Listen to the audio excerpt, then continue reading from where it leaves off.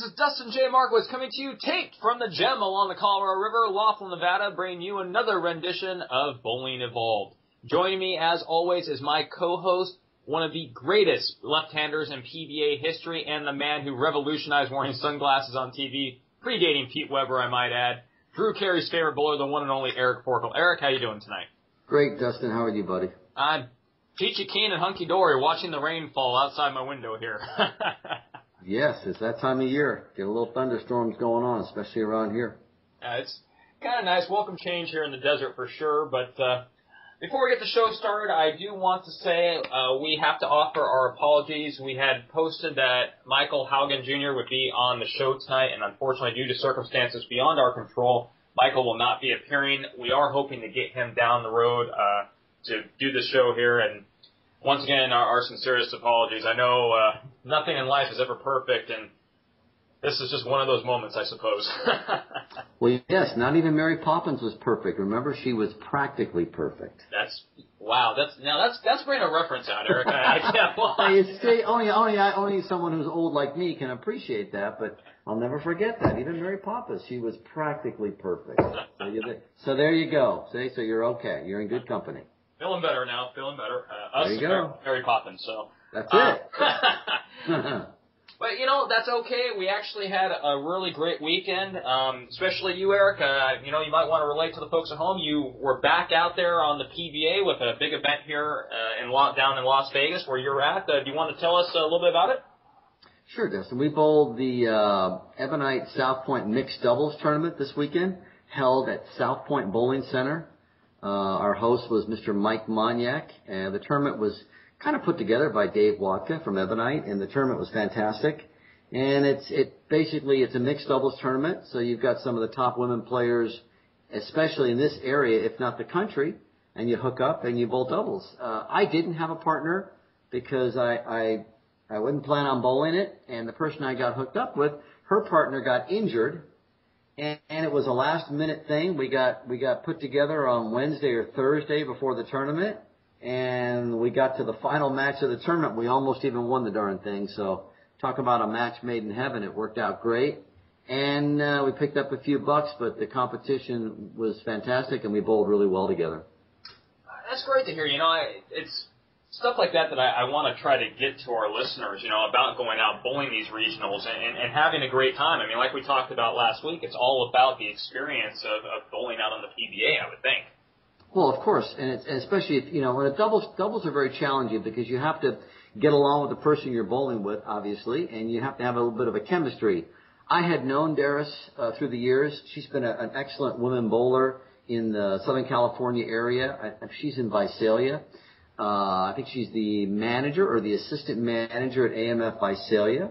Shout out to them. She bowled out on the ladies tour back in the day. I want to say in the 90s, mid-90s. Won titles. I mean, she's very good. And, she's in her early 40s now, and boy, she could still throw that bowling ball. I was pleasantly surprised how well she can still throw the ball. And her personality, bowling with her, she's a lot of fun. Very spunky. She's like a little dynamo, I mean, it was fantastic. It was just great. And we clicked. We bowled on the USBC white pattern, which is a pattern obviously developed by the USBC. And it's kind of a high scoring pattern, at least it was there. Scores were very high. And, between the two of us, we both averaged in the high 230s on Saturday, and we qualified like fourth or fifth. But on Sunday, we were able to kick it up another notch, and we ran down the tournament leaders, and we caught them, and we almost beat them the last game, but they beat us by 12 pins. And that would be Shannon Pluhowski and Dino Castillo. Shannon, obviously, one of the best women players in the country, if not the world. And Dino's an excellent player himself, bowls out on the Pro Tour, and another representative of Ebonite. So they're a very formidable doubles pair for sure. Well, big congratulations to them, of course. Let me ask you a question about the white pattern. Now, I know USBC developed these red, white, and blue patterns. What do you think about those, having the houses trying to switch over to running one of those three patterns? Well, some people, even this weekend, some people said that the lanes played actually easier than a house shot. I mean, the scores are through the roof. I mean, on Saturday, I'll give you some numbers. The team who led, Shannon and Dino, they were about 270 pins, 60 pins ahead of us, and they averaged almost 500 a game. That's 250 average per person. Now, Shannon averaged lights out. Shannon was 260, and I think Dino was 230 plus. So they were like almost 500 as a team. So you're talking 7, 8 baggers every game. But the pattern, there was friction on the lane with definitely some oil hold in the middle, and they wanted good scores, and they got them. And when you put out a really good scoring condition and you add the talent level that was there, whether it's Shannon, Wendy McPherson, Dave Watka, Josh Blanchard, Scott Norton, Missy Parkin, myself, my partner. I mean, it's just, it's a who's who of talent. And when you give good players something to work with, you're going to have high scores. Well, it definitely has to be a confidence boost for you as well. I mean, now that you're gearing up for the World Series again. Well, it is. Obviously, now that I've decided to, I don't want to say return to my old job, but I've been put in a position to where bowling has become very important again. And I'm trying to gear up definitely for the World Series of Bowling come November. I've wanted to bowl it the last 2 years, but because of my job, I wasn't able to. Obviously, things have changed, and now I'm going to take a shot at it. It's here in my hometown. So it's a great chance, but I've got to get myself physically, mentally in shape to be able to compete against the best players in the world to give myself at least a speck of a chance. Because, like I said, I've been away from it for about 6, 7 years now. So, but I think maybe the layoff might have done me good. So who knows? We'll find out. Well, it's funny you mentioned the physical aspect of the game, and that was going to go into the topic we were going to be discussing with Michael tonight, but I'd like to still talk about it, which is injuries and coming back to bowling. Now, I know a lot of our listeners, I'm sure, have hurt backs or hurt knees or hurt arms and had to sit out for an extended period of time bowling. I know myself personally, I had nerve damage due to a fall, and I was out of bowling for 5, 6, 7 months, something like that, and it was just hell. Now, for you, you went through a very traumatic time where bowling was not just a recreation as it would be to someone like me or, who was competitive on the local level, but this was your livelihood. Do you want to tell our listeners a little bit about your story, about how you battled back to get back to bowling? Yeah, I can relive the nightmare one more time. Let's see, back in 2000, I remember going out on the tour, and man, things were going well. I had made like 2 or 3 shows. I was off to a good start, and I had like this thoughts of a really great year. We had a bit of a break. I came home. At that time, I was living in California. I did doing some work on the house. Went up top on the roof to take all the dead leaves that had fallen up there, and just to clean things up.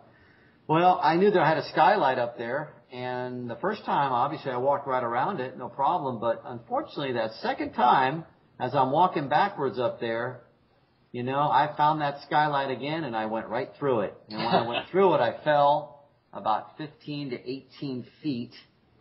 I hit the TV, bounced off the TV, hit the floor, and I was pretty much knocked out. I just know kind of what happened there after that. I just remember an ambulance ride to the emergency and asking the doctor, will I ever be able to bowl again? Because I could hear sounds, but I couldn't see anything. I didn't, I had hit my head so hard that there was a lot of swelling going on, and they didn't know if they had to operate on, to relieve pressure in my head, so to speak. They didn't know. And fortunately, through medicines, they didn't have to do that, but then I found out that I fractured my back. I had moderate compound fractures in the center of my back, which is the thoracic area. So I was in the emergency for about 2-3 weeks. Then they put me in a regular room for another week. And I was probably in the hospital about a month. And then the recovery was a good 6 months before I actually started back with about a 10-pound ball. And in a back brace. I had to wear a back brace while I bowled, and it was, I looked like the robot. I looked like the robot out there with a brace on. Looked like something like a umpire would wear. I had this big thing to strap on to support my back, and it was really challenging the first 2-3 months coming back from that. But the funny part was I bowled a regional about 6 months later, and I actually made the finals, and I couldn't believe that. And about 2 months after that, up in Reno, I actually won a regional in December of that year. So about 8-9 months later, after this whole thing was, after going through this whole ordeal, I was actually able to have enough ability or strength, stamina to get back in the winner's circle. So I knew at that point things were going to be okay. Let me ask you this. Now, obviously, coming back from the injury, you couldn't do exactly what you were doing right before you were hurt. You had to gradually build yourself up. Was there any fear that you would never be back to the level you were before? Of course. I mean, after that injury, everything I did was done slightly different. I couldn't quite throw the ball the way I used to physically, so I had to, and I had to try to work around that, and it was hard because, the mind says one thing, but the body says another. And, I always felt that hurt me. Say my last 2-3 years out on tour, I lost a little something. At least I always felt that way. Whether it's true or not, I don't know. But now that I've been away from the tour about 6-7 years, obviously as you get older, I've realized stretching has become a very important part of my daily routine, even if I'm not bowling, mind you. But now that I'm, doing more bowling and especially going back to the gym, trying to get in good shape, stretching has become a big factor. And I think anyone who has injuries, you always have to rehabilitate it properly. But as you get older, especially, you just can't stretch enough. Back in the days, you can even remember when you were younger, you would just, get up, jump in the car, go to the bowling center, jump on the lane, start throwing shots. It's like no big deal. Now it's like a big process to warm up and get ready, and it takes especially as you get older, it just takes longer to get warmed up, get your body warmed up to go. I got to ask this too. Coming off of this injury now, of course, everyone had to be questioning, why push yourself so hard? I mean, did you ever lose the desire to want to be out on tour? No. I mean, obviously, I worked so hard to get out there, and it took me forever to get there. And then when I got out there, I had some decent success fairly soon once I was out there. And it's something, you just enjoy it, You enjoy the competition. Obviously, I like competing. I like bowling out there. I like being with my friends out there. I enjoyed the lifestyle.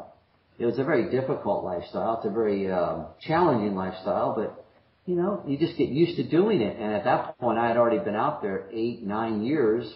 So having something like this get in the way, as soon as it happened, like I said, when can I get back? When can I get back to doing it? Because that was my livelihood. Fortunately, I worked for a great company, Storm, and they continued to pay me while I was injured, and they stuck with me even though I couldn't compete for 7 or 8 months. They were still paying me every month, which I always thought was quite nice. Well, that's definitely a testament to their company and what they were willing to do for you. Now, kind of moving on here. Now, you mentioned the desire and the passion. Have you always had that as a bowler? I mean, I know, like myself personally, ever since I was a kid, I loved the bowl. Were you a lifelong bowler? Well, you know what? When I was younger, I played other sports, believe it or not. I played some basketball. I played a lot of soccer when I was a kid. I got into bowling pretty much because of my uncle, running tournaments in Southern California, basically a legend, Harry Grant. I used to go to his bowling center when I was a kid and got into the junior program, and I just, you just start playing the game and you kind of fall in love with it. And then that's what you get it. That's what you do. I just started loving to bowl. And, you didn't have to be, bowling is all shapes and sizes. You don't have to be the fastest guy. You can be anybody. That's why bowling is so appealing to everyone. It's everyone can do it. You don't have to be, to be a basketball player. It's great if you're tall. It's great if you're fast. It's great if you can jump. And, bowling's not quite like that. I've always had the desire, and I was always a hard worker. I think I mentioned it before. I was a practiceaholic. I was a practiceaholic before I went out on tour, and I was a practiceaholic while I was out on tour. besides myself, maybe David Ozio and a few others, nobody practiced more than we did during the week. That was just what I felt that I had to work hard to be successful. And it wasn't because maybe I didn't feel like I had some of the talent that a lot of these other guys had. So I had to work extra hard. And I did. And I didn't mind doing it. And I enjoyed practicing. A lot of people don't enjoy practicing. And matter of fact, my roommate, Rich Wolf, great player, he didn't like to practice. I mean, he didn't enjoy it. Some people, you have to enjoy practicing. You have to enjoy working hard on your game. I think that's the cornerstone to victory, is guys who work hard. And some people are just maybe more talented than others. Maybe they don't have to work as hard. But I guess I'm from that. I'm stubborn. If someone tells me basically I can't do it, I'm going to do whatever I can to say that I can do it. I'll figure out a way to do it. Maybe that's that stubborn part of me. I don't know. But I believe in the hard work, and I don't think you can get anywhere, especially in this game or anywhere in life, if you don't work hard. And if you enjoy it, that makes it easier to work hard at it. It's hard to work hard at something you don't enjoy. But if you enjoy it, and the thrill of it, of the maybe getting a chance to bowl on TV, that was always so exciting. I want to bowl on television. I want to meet Nelson Burton Jr. I want to talk to Chris Schenkel. I want to bowl on, I want to be on Channel 7 or ABC. I want to be on. Mm-hmm. That was always my goal as a kid. We talked about being a kid, and we talked a little bit about this off the air, but the importance of grooming bowlers young. I mean, do you feel bowlers are more or less likely to help the youth come up in the game these days? Well, it's all about the youth. I mean, if you don't cultivate the junior bowlers, then where's the future? I mean, the great bowlers who are out on tour now, they're not going to be out there forever. I mean, time marches on. Players come and go, but the game will be around. The game's not going to go anywhere. Just like in any sport, there's always a changing of the guard. There's all different times, no matter what sport it is. So it has to come from somewhere. So you have to cultivate the youth. You have to give them a reason to want to maybe do it when they get older as a profession. Unfortunately, right now, sadly, I don't think there's enough incentive to push people to become professional bowlers. Yes, there are those who want to do it, but there's not a strong enough number because of all the things we've talked about in the past. But the future, of course, is where it's got to be on the younger generation. It has to be. You have to grow it from the bottom. You can't grow it from the top. I think one thing that's always frustrated me, and, I'm a younger bowler. I'm 26 years old. I grew up in the sport, if you want to call it that. I know we're calling it a sport right now. It's another debate that continues on. There's that dirty word again. All right. But, I grew up in the sport. Yes, I will say this. I disagree with Eric. I consider it a sport myself, but, That's right. But, the thing that's always frustrated me is that I see people that will look at kids coming up and are not willing to give them any sort of help or not willing to even try. I ran a bowling class here locally for high school kids, and here's a group of kids that knew nothing about the past of the sport. They knew nothing about the future of where the sport was going. They only knew that they liked to throw a ball. And, fortunately, I've had in my life influences and people around me that helped me learn this great game. So I was able to give them some of that knowledge. And I wonder why more people don't take that initiative. Do you think it's just a fear? Do you think they're afraid to groom new people in? I mean, what do you think the holdback is? Well, that's funny because, like I said, that is the future. So I don't know why they wouldn't want to do that. Junior bowlers, and I think junior bowling seems to be very popular. They have a lot of programs out there for junior bowlers. The gold... what is it called with the Junior Gold? Junior Gold. Junior Gold is very popular. I believe Gary Beck is in charge of that. And I even think now the PBA has affiliated themselves with that. They're working together on that. So even they can maybe, they're seeing down the road, hey, we have to cultivate junior bowlers. We've got to get them to, I don't want to say buy into it, but they've got to believe in, hey, I want to do this. Because that's where it's going to start from. It's not going to start from anywhere else. It has to start with the juniors. Because if you don't, like I said, if you don't cultivate from the bottom, you ain't going to have nothing left.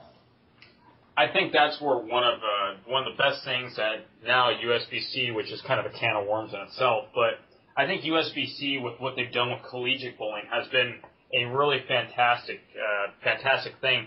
I almost wonder though, and I still think this, and maybe you agree, I would love to see some more of the collegiate bowling on TV. I think that's a very exciting format, and I think it would continue to boost the sport. Yeah, as you can tell, when you watch a collegiate bowling program or something like that, they're all standing, they're all cheering, they're all jumping up and down. Complete opposite if you were to go, say, and watch a pro tournament, whether it's men or women. They throw a shot, they sit down, you know. I mean, when you watch something like the collegiate stuff, it's like a big party. They treat it like a team event. So, and I think that's what creates the excitement. I mean, bowling is bowling, you know. The exciting part is when you throw strikes, you throw a bunch of strikes in a row, people run shots out, they get pumped up. Hey, if you're not striking, it's kind of hard to get pumped up, but they cheer on every ball. When they make spares, their teammates high-five them. They come on. It's a big camaraderie. They promote camaraderie, and if you ever go and watch that type of event, whether it's live or on TV, you could really see it. I mean, everyone's standing. No one ever sits down. It's like a big party. It's very strange. When I first saw it, I was taken aside from it. I'm like, what are they doing? But I understand why they do it now, and it's really something. Do you think the PBA could benefit from something like that? Well, I know there was some talk. They had talked about whether it was this year or next year, instead of having it a singles tour, actually having some kind of a teams involved, and actually having teams involved, kind of like what they do with maybe Team USA and all these other things where they have teams involved. I don't know. I mean, that could be an avenue down the road if it lasts that long. Hopefully it will, but who knows? You know, they had team-type bowling back in the 50s. They had something like that. They had teams all over the country, and they had like a circuit that they bowled. I thought that might be kind of interesting if you could use today's technology with the stuff they did back then. It could create some interest, you know. Yeah, you could sell team merchandise, and maybe people would get behind it differently as opposed to making it singles. I don't know. I don't know. What would you say to something? Now we mentioned the controversy about bowling, and people saying that it's boring, that they don't deserve to have TV. Which to some extent, the argument can be made both ways, and I would admit that. I'm sure you would as well. Based on. You mean it's more boring than, say, like watching billiards? I'm not saying it is. I'm saying that's the argument people make. Well, like I said, I mean, there's a lot of things on TV that for some people, they're unbelievably boring. I mean, I am, believe it or not, I'm not a big golf fan, and I know golf is great, and Tiger Woods and Phil Mickelson, but if I'm to turn on the TV and watch golf, I'm bored to death. I would rather watch the WWE. That's excitement. At least I get to see something exciting going on. Or obviously I'm a basketball fan, so I can watch basketball, and I think that's very cool. But certain things you watch on TV are kind of boring to me. Everyone's got their likes and dislikes. Bowling has to create drama on its own. Personalities help. In other words, if Pete Weber's on TV, I'm going to watch. And I would hope a lot of people would want to watch as well. So the PBA, they'd love to see him on TV every week. If they could find a way to put him on there every week, they would. Because he creates drama. He creates a show. Whether you like him or dislike him, he is fantastic to watch for bowling. The guys that throw with the two hands, Belmonte and Oscu, yeah, it's exciting to watch. It's kind of different. It's kind of, interesting.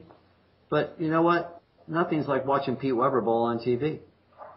So what would you say to a guy like Vin Gerard, the pro wrestler that's calling out pro bowling?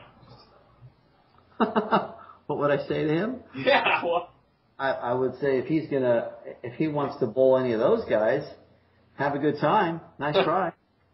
Have some fun with it, but that's about it. Here's the thing with Vin Gerard, of course this is making big news, which I think is great for bowling. I'm sure you agree with that. I mean, publicity is publicity. Yes, any kind of publicity, the PBA always likes publicity. So if this helps grow the game in some strange way, I'm all for it. Yeah, I think it'd be great to have, and we've been kind of discussing this, but I mean, could you imagine what the backlash would be? What if Ben Gerard beats Jason Belmonte?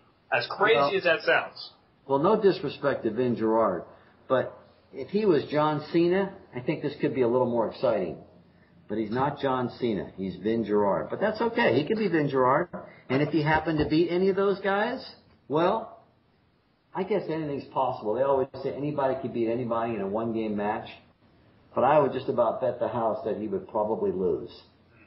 Unless it was planned or staged for him to win. And they don't do anything like that in wrestling anyway, so I can't imagine anything like that would happen.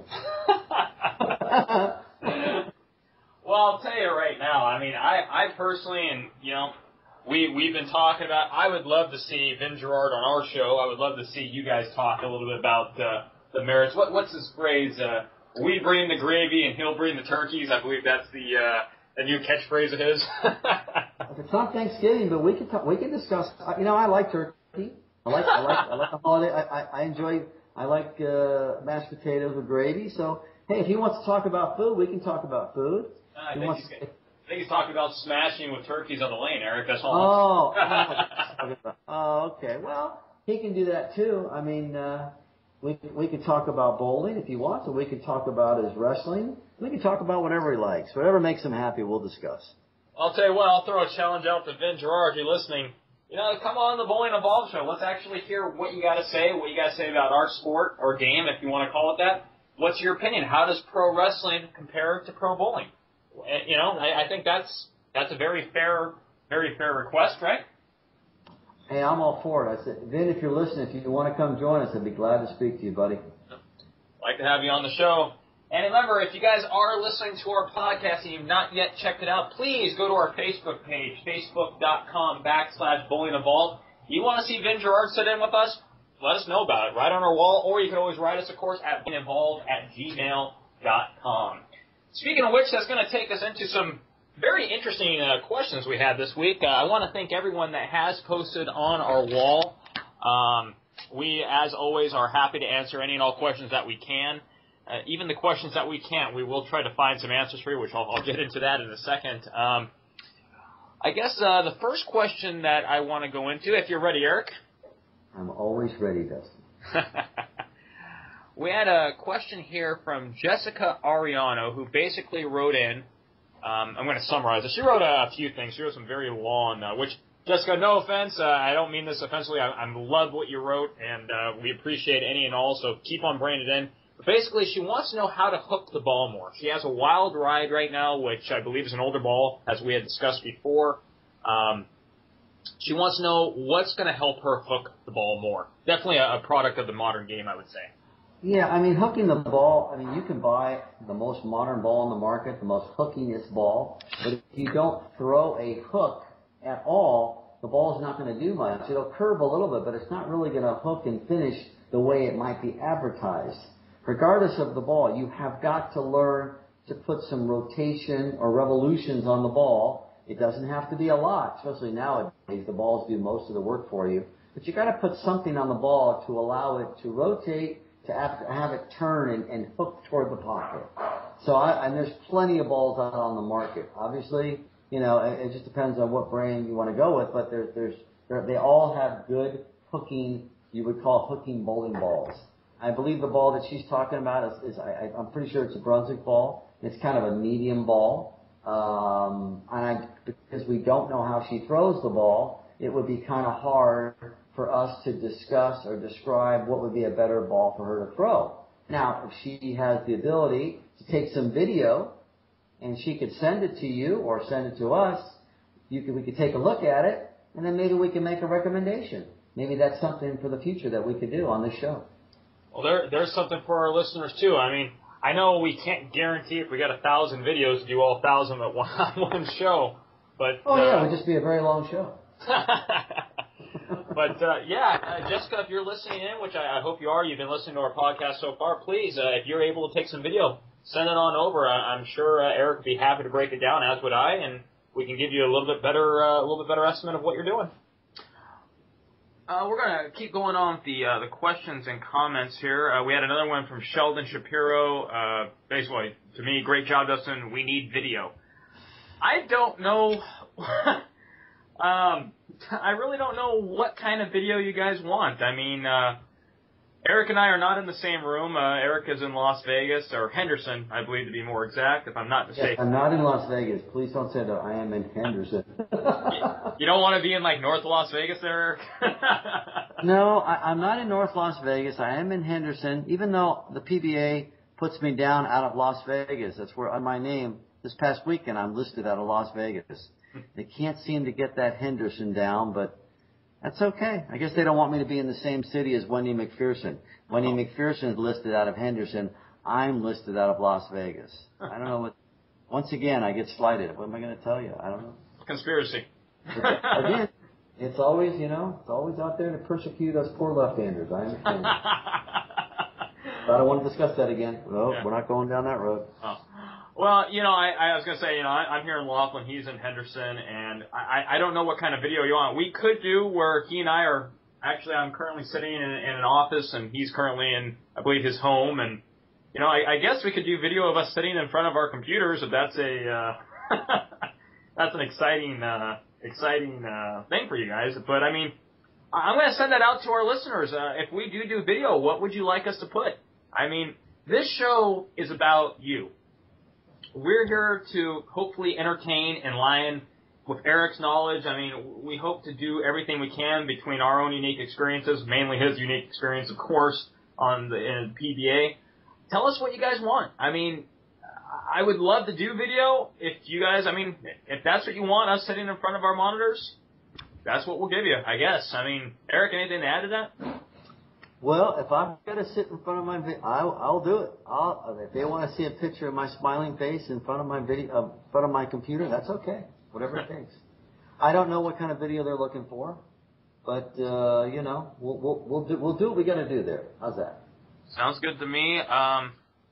We had another comment / question here, which I think it's kind of funny as well. This comes from a very cute young lady from Kate, Arizona. I'm assuming that means Keenan, Arizona. Momo, a.k.a. Monique Craig. She writes, "You guys rock. Hugs and kisses. I do want to know, though, when are we going to see you and Dustin out in the lanes?" Well, like I said, if she means to see you, myself, I'm starting to bowl again, so I'm going to be bowling all kinds of tournaments that I can get a hold of. Now, you'll have to take care of your end of it. Well, so now the question I think she might be posing here, I wonder if she's wondering if she wants to see you and I bowl against each other. I don't know. Wow. That could be kind of interesting. Well, hey, I'll come down to Laughlin and you can light up the cameras. We can tee it up, no problem. Well, or I can come up to Vegas. Either way, I'll tell you what. Is that be something you guys want to hear? A local guy like me taking on one of the greatest national pros in the history of the PBA. That could be a lot of fun. Sure. Like I said, it's got to be more than one game, though, because anybody can beat anybody in one game. Got to give me a couple games. Especially at my age, I got to warm up. It takes me a few games. Yeah. Well, I was thinking we might do Amish bowling. We'll do the 15-framer. Oh, okay. That sounds good. We can do that too. Like I said, we can. Yeah, I don't.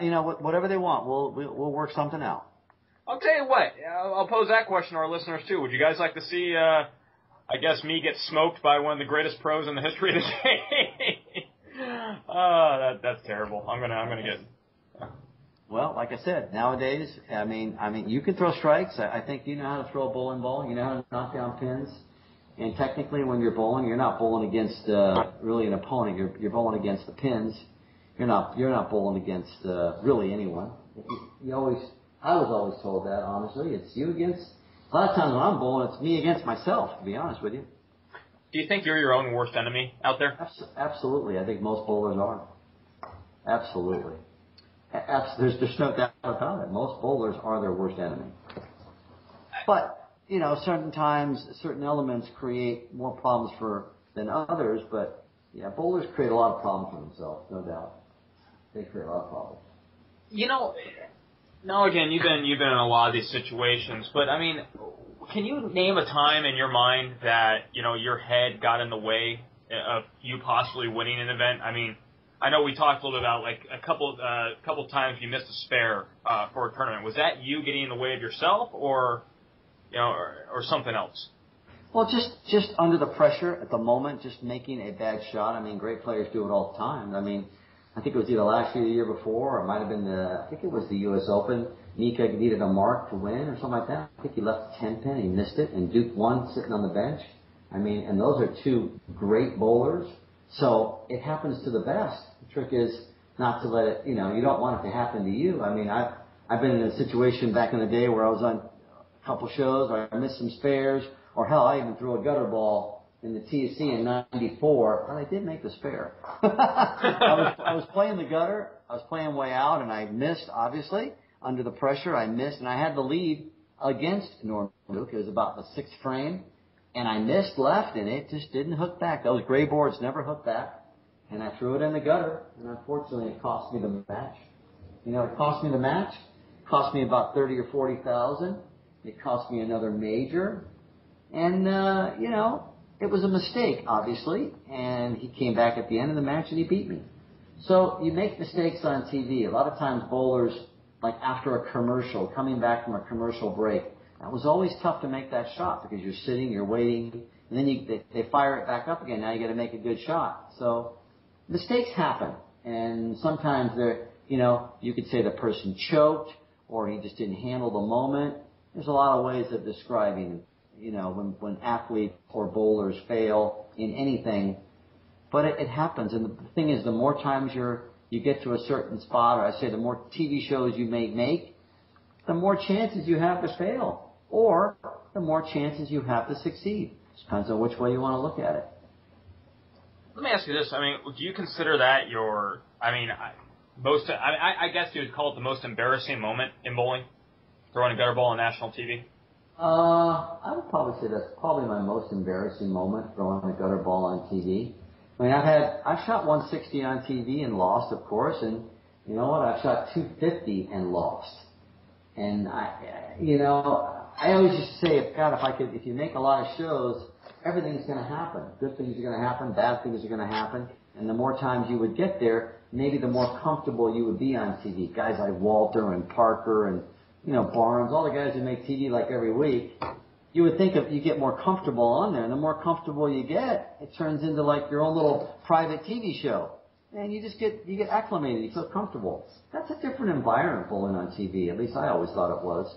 I never handled it as well as I could have because, like I said, for the 29 or 30 shows that I made, I only won 5 times. So, and I could think of a bunch of them that I should have had 10 titles, but shoulda, woulda, coulda, one of those things.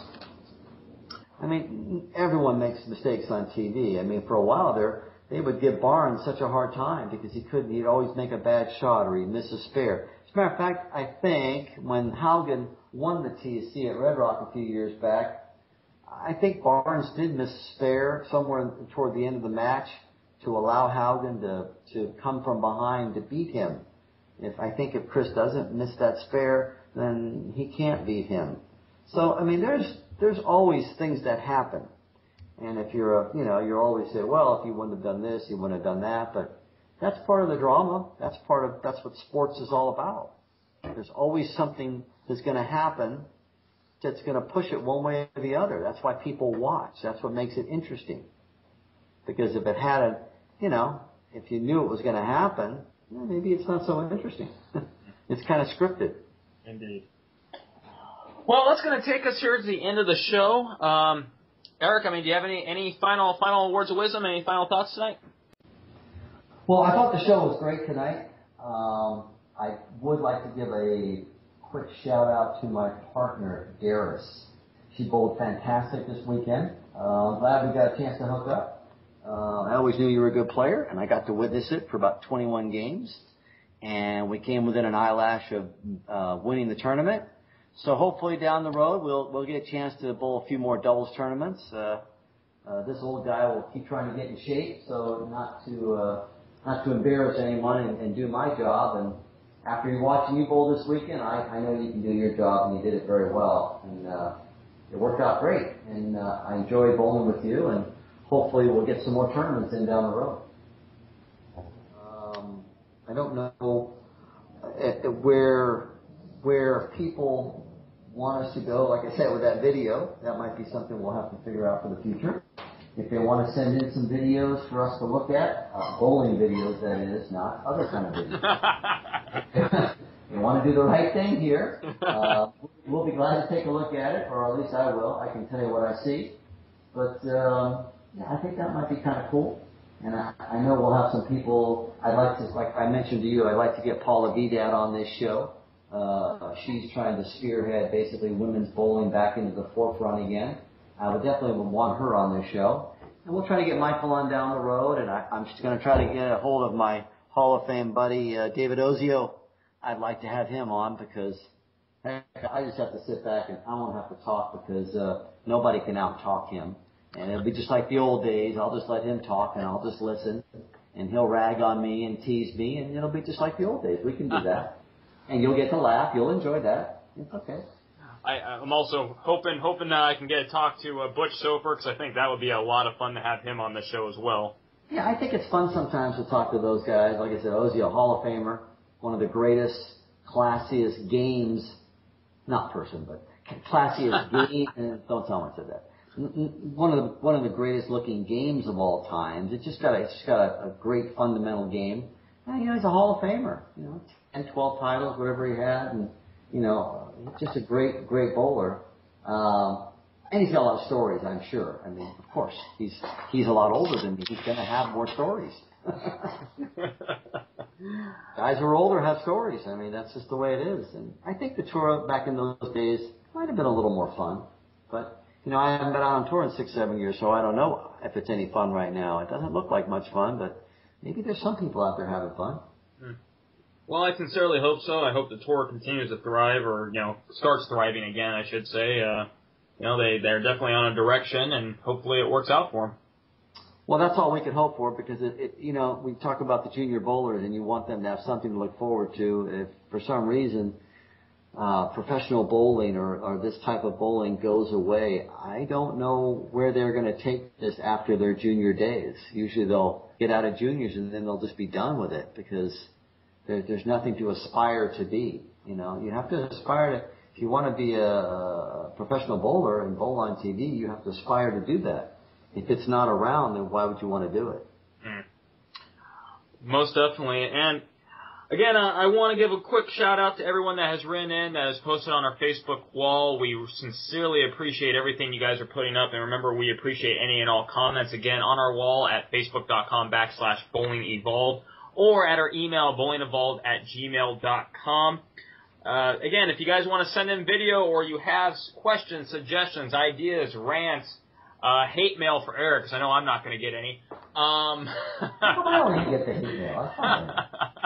No, I said I will answer whatever I can, and I will get it posted up as quickly as possible, because I do check the board, I do check what goes on there, and if I see a question that's asked to me, of course, I will answer it to the best of my ability, and it would of course be my opinion, and I'll get it up there as quickly as possible. And like I said, that's one thing that I will definitely say I know we could offer that a lot of people can't. We are very dedicated to what we're doing. I also want to take a quick second to say thank you to, number one, Tyler Hunsaker, a.k.a. DJ Tycoon, doing our music on the show. Also to the company Heat Guard Today, giving us opportunity to use their equipment to do our recording every week. Guys, thank you so much for what you are doing. And also a big thank you to all of our listeners. Without you, the show wouldn't be possible. So thank you very much. Would that be all 5 or 6 people? No. It's like 7 or 8 now. Good. All right. But, yeah, guys, we really appreciate it. Sure. We're moving. Okay. We're moving. Definitely hope that bowling continues to go good, not just for us, but for all of our listeners. Ladies and gentlemen, I've been Dustin J. Markowitz, joined as always by Eric Forkel. Please join us again next week for another podcast, each and every Wednesday right here. Same bat time, same bat channel, which I guess is irrelevant because we're going to be on YouTube, so you can click it whenever you want. That would be correct, but that sounded good, though. I like that. Yeah, I was running with it. Anyway, guys, thank you very much, and have a great night. Good night.